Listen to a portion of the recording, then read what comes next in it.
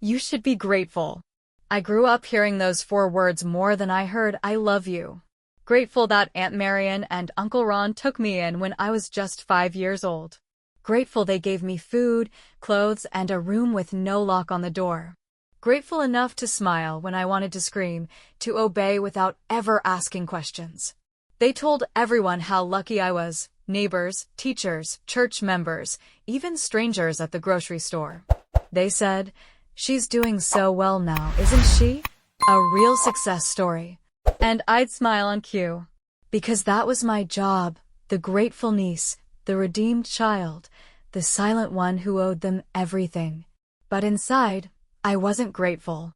I was confused, lonely, and quietly suspicious that something was missing. Uncle Ron was cold and distant, barely speaking except to grunt or nod at dinner. Aunt Marion ran the house like a boot camp, chores, curfews, silence, and fake smiles on demand. When I turned 10, she gave me a necklace and said, "It was your mother's." No hug, no warmth. Just a cold reminder of someone I wasn't supposed to ask about. My mother, Sarah. The woman they never mentioned unless it was to criticize her failures. They said she had problems, that she gave me up, that I was better off here. But the stories never matched. One year she was dead. Another year she had disappeared. By high school, I was an expert performer, on a roll, polite, invisible, and always smiling on command. But even perfect wasn't enough. I forgot one chore and Marion would say, "After all we've done?" If I stayed out 5 minutes late, Ron would mutter, "Your mother would have let you run wild." Every mistake was a reminder of where I came from. Every success belonged to them instead. At 17, I got accepted to a liberal arts college out of state, and I was thrilled. It was my first chance at freedom, the first light at the end of this long tunnel. But Marion didn't congratulate me. She crossed her arms and said, "You're going to community college here." I asked why. She said, "We can't afford that, and you owe us loyalty and respect." It hit me my whole life had been transactional. They didn't raise me out of love. They raised me to control me, to shape me into someone who would never leave them. That summer, I worked 2 jobs and saved every dollar I could scrape together. When I wasn't working, I was digging through memories, through old boxes, through whatever I could find. One night while they were at a church fundraiser, I noticed the attic key on the table. They always said the attic was off limits, just full of junk, nothing worth going through. But I climbed the stairs, heart pounding, and unlocked the door that had haunted me for years. Dust filled the air. Boxes piled high. I searched through them until I found a locked trunk. The key was already inside. I opened it, breath caught in my throat, and looked inside. Photos of my mother, laughing, smiling, alive, her arms wrapped around a man I didn't recognize. Taped to one was a note, "Sarah plus Eli, 1994. The year I was born. Beneath the photos were letters. Dozens of them. Written in her handwriting, addressed directly to me. Each one a time capsule of love, pain, and desperation from the mother I never knew. The first letter broke me. She said she missed me, loved me, never stopped writing or trying. She said she hoped I'd get her letters, but feared Marion and Ron were hiding them. I read 5, 10, 20 of them, tears streaming down my face, heart pounding in my ears. She wasn't dead. She didn't abandon me. She had fought to keep me in her life. And they stole that from her. From me. From both of us. I heard the front door slam. Marion and Ron were home. I quickly hid the letters in my jacket. I didn't know what I'd say or do next, but I knew one thing for sure. They told me to be grateful. But they never gave me the truth. Now I had it. And I would never be silent again. I barely slept that night. My mind kept replaying her words from those hidden letters. She didn't forget me. She didn't abandon me. She fought for me. They just never told me. The weight of it settled heavy in my chest, like I was breathing through fog all morning. I had to pretend everything was normal, like I hadn't just uncovered 15 years of betrayal. Marion asked me to sweep the kitchen, and I did it like a robot on autopilot. Her voice grated on my nerves more than ever, even when she was just humming near the sink. I watched her lips move and wondered how easily they lied for so many years. How do you raise a child on false stories and sleep peacefully every night? Every moment I was under her roof now felt like poison dripping into my ears. After breakfast, I said I had a school project and went to my room with the letters. I locked the door, pulled them out one by one, and read them all again. Some were short, just reminders of love. Others were pages long, full of heartbreak and apologies. She mentioned rehab once. Said she'd finished a program and wanted a second chance. She said Marion and Ron promised they'd pass along her letters, even updates about my life. But they never did. They burned that bridge and made me think it was never built. By the fifth letter, I was crying so hard I had to cover my mouth. I didn't want them to hear me, but I couldn't stop the sobs from breaking through. Everything made sense now. Why Marion hated questions. Why my birthday was always an awkward event.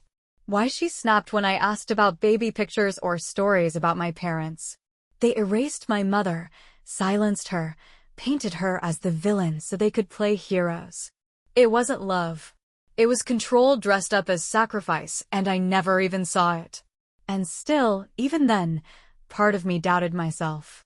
What if there's something I still don't know? I needed proof. More than letters. More than old photos from a dusty trunk in the attic. That afternoon, while Marion and Ron were doing yard work, I snuck back into the attic. This time, I took my phone and snapped photos of every letter, every envelope, every date. I looked for addresses, return names, anything I could use to trace her or someone who knew her. And in one envelope, hidden behind a card with a faded drawing, I found a number. It was a business card, Sarah Whitmore, child advocate from a nonprofit in a nearby city. The phone number was old, but it was something. My hands were shaking as I took it. I slipped the card into my wallet and told myself I'd try to call the next day. But I couldn't wait. That night, while everyone was asleep, I tiptoed into the hallway and dialed the number quietly. It rang, then rang again, and finally, a robotic voice said the number was no longer available. My heart sank, but I wasn't giving up now. I copied the organization's name into my browser. They still existed. The website looked updated. There was a contact us form. I typed quickly, hands trembling over the keyboard as I poured out a vague message. Hi, my name is Elena. I think my biological mother worked with you years ago. I found letters recently. Her name is Sarah Whitmore. I just want to know if she's okay. I don't know where else to look. Please help me if you can. Thank you. I didn't sleep that night. I just watched my inbox, checking every 10 minutes for a reply. By morning, I felt sick, anxiety rolling through me like a storm stuck behind my ribs. At breakfast, Marion asked why I looked pale. I told her I didn't sleep well. She shrugged and said, maybe if you helped out more, you'd sleep with a clear conscience. I almost laughed. Clear conscience? She'd buried truth under her floorboards and lectured me about morality. But I bit my tongue. Not yet. I wasn't ready to confront them until I had backup. I needed to be smart. Careful. Because once this exploded, there'd be no going back. Later that day, I got a response from the organization. I read it 3 times, heart pounding. Hi, Elena. We remember Sarah. She volunteered here for years. She talked about you often. She wanted to reunite. We lost touch a while back, but we have a last known address. If you'd like it, please confirm your contact info and we can speak over the phone. I stared at the message, blinking through tears. She really was real. She really had tried. They knew her. She existed beyond the shadows of Marion's carefully spun narrative. I replied instantly. I gave my number. Said I'd take any information they had. Within an hour, a woman named Dana called me. Her voice was warm, calm, reassuring. Your mom loved you so much, she said gently. She never gave up hope. She told me Sarah had moved around a lot but last lived in a small town upstate. She gave me the address. Said it was 2 years old, but better than nothing. I thanked her over and over, trying not to cry into the phone like a child. After we hung up, I sat in silence, gripping the piece of paper like it was sacred. It was time. I was going to find her. Even if Marion and Ron tried to stop me. Even if I had to do it alone. Even if everything I believed about my childhood shattered in the process. I told them I was going to visit a friend from school for the weekend. Marion raised an eyebrow and asked which friend. I mumbled a name and grabbed my backpack. Ron didn't say anything. He just looked at me with those cold, tired eyes of his. I got on the bus with a racing heart, the address clutched in my hand like a lifeline. It was 3 hours away, through winding roads and past sleepy towns I'd never seen before. With every mile, I felt myself shedding their lies like an old, heavy coat. I rehearsed what I'd say if I saw her, my mother, at the end of all this. Would she recognize me? Would she cry? Would she be proud of the girl I'd become? Or would she be a ghost of the woman I imagined, too tired to face me now? When I finally arrived, it was early evening. The town was small, quiet, almost frozen in time. I walked the last few blocks to the address Dana gave me, my steps slow and shaky. It was a modest house with peeling paint and a small porch covered in wind chimes. I stood there for a long time, just staring, heart thudding like a drum in my chest. Then the door opened. A woman stepped out, older than I remembered from the photos. But I knew. I just knew. It was her. My mother. Sarah. She paused when she saw me, her eyes narrowing, then widening like she was solving a puzzle. Elena, she said, her voice cracking. I nodded, unable to speak. Tears streamed down her face as she rushed toward me. She hugged me like someone who'd lost air for years and could finally breathe again. We both cried. We didn't say much. We didn't need to. That hug said everything. She brought me inside, made tea with shaking hands, and stared at me like I might vanish. The house was small but warm, full of handmade quilts, old books, and framed photos. She had a quiet life here. Not perfect, but honest. And she was alive. Real. Present. I didn't know if you'd ever find me, she said as we sat down. I told her everything. About the attic. The letters. The lies I was raised on. Her hands trembled as she listened, her face shifting between heartbreak and rage. I wrote every month, she whispered. They said you were too young. Then they just stopped answering. She told me about the custody fight, the rehab, the promises Marion made that she'd never keep. She had even tried to go to court again, but was told I had been better off without her. No one told her where we moved. No one gave her my new school or number. She lost me in paper trails and closed doors. But she never stopped hoping. You were always my reason to keep going, she said, clutching my hand tightly. We spent the whole weekend talking, sharing stories, filling in blanks, grieving what was stolen. She showed me journals, more letters she'd written but never sent, and baby photos I'd never seen. I laughed and cried and felt like a part of me, long buried, was finally coming back to life. She made pancakes the next morning and told me how she used to sing to me in my crib. I saw a side of my history I never even knew existed, a loving mother, doing her best to survive. I kept every picture of you, she said, showing me an old shoebox. Even the ones they sent back. I opened it and found birthday cards she'd written and never mailed. Some were covered in tears. She had even kept a lock of my baby hair, tied with a faded pink ribbon. It was surreal, like uncovering an entire world hidden just behind the one I knew. That night, we sat under a blanket on her small couch, watching a movie I used to love as a child. Neither of us said much, but the silence felt full, not empty. It was healing. Before bed, she kissed my forehead and whispered, I miss this. I missed you. And yet, I knew I couldn't just disappear from my old life without consequences. Marion would notice I was gone longer than expected. She'd demand answers. Maybe even show up. But for the first time in my life, I didn't feel afraid of her. Not really. The truth gave me courage. It gave me power. It gave me choice. Before I left, my mom gave me a copy of her old court documents and a photo album. She hugged me like she never wanted to let go, and I didn't want to let go either. "Whatever you decide," she said, "I'll be here. Always." On the ride home, I stared out the window and made a silent promise to myself. This was no longer their story to control. It was mine now, and I was going to reclaim every piece they tried to erase. The past wasn't just painful anymore. It was also proof of how far I'd come. And I knew deep down I'd never be that obedient, perfect daughter again. When I walked through the front door, Marian was waiting for me in the living room. Her arms were crossed, and her lips were pressed so tightly they were barely visible. "You're late," she said, like I'd just come home from school, not a life-changing weekend. I stood tall. I wasn't the scared girl who used to flinch at her every word. I stayed longer. "I needed time," I said calmly, placing my bag near the door. Ron looked up from the couch, but didn't say anything. He just kept flipping channels. Marian narrowed her eyes. "With this friend of yours? Or was that a lie too?" I met her stare. "I found my mother. Sarah, the woman you tried to erase."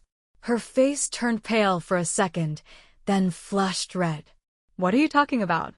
I pulled the photo album from my bag and dropped it gently on the table. "She's alive. She's clean. She never stopped looking for me." "You don't know what you're talking about," she snapped. "That woman abandoned you." "No," I said, my voice rising but steady. "You abandoned the truth. You kept her letters from me." Her mouth opened, then closed.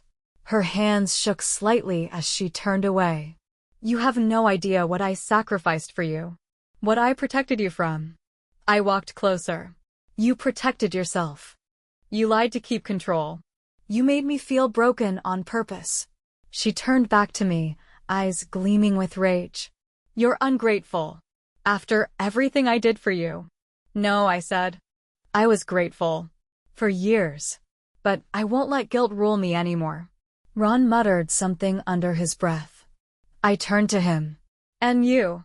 You let her." He looked startled but stayed silent. That was always his specialty, silence, even when it hurt the most. "I'm moving out," I said.